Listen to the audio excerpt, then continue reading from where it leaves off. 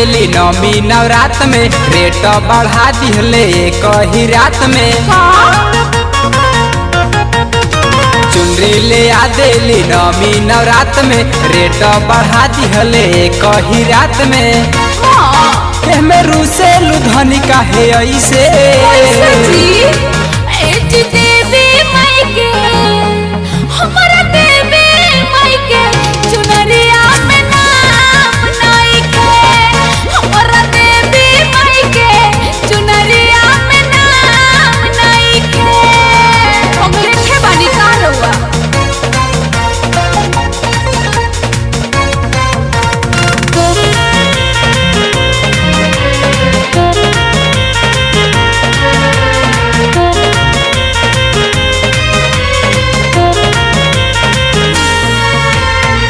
चिंता न कर धनी नाम लिखवाईब, कहबू त जाई के हम दूसर ले आई।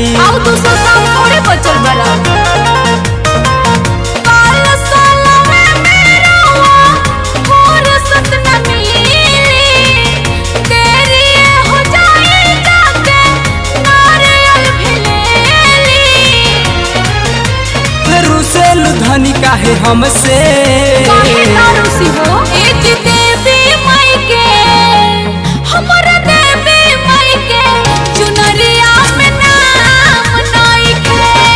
हमरा देवी माई के चुनरिया में नाम नहीं के। जय जय मां जय जय जय मां जय जय मां जय जय जय मां जय जय मां जय जय जय मां जय जय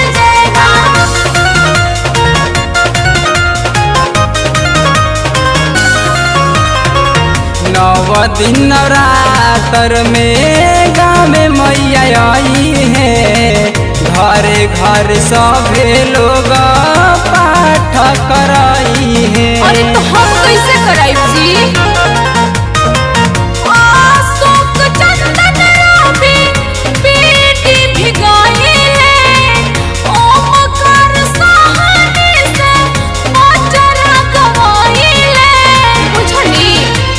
चल धनी पूजा कली चल के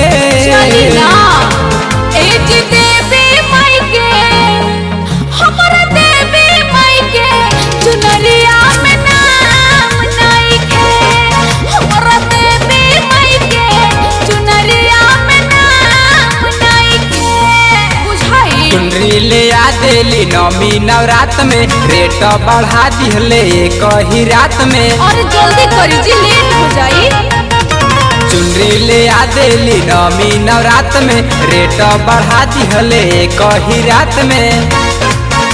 में रूसे लुधनी काहे ऐसे हो एज देवी माई के हमरा देवी माई के चुनरिया में नाम नहीं के। हमरा देवी माई के चुनरिया में नाम नहीं के। बुझनी एकदम झकलेटे बानी का। अगर आप चाहते हैं कुमार डिजिटल चैनल के ऑडियो वीडियो सबसे पहले आप तक पहुंचे तो लाल बटन दबाकर चैनल को सब्सक्राइब करें और हाँ बेल आइकन को दबाना ना भूलें।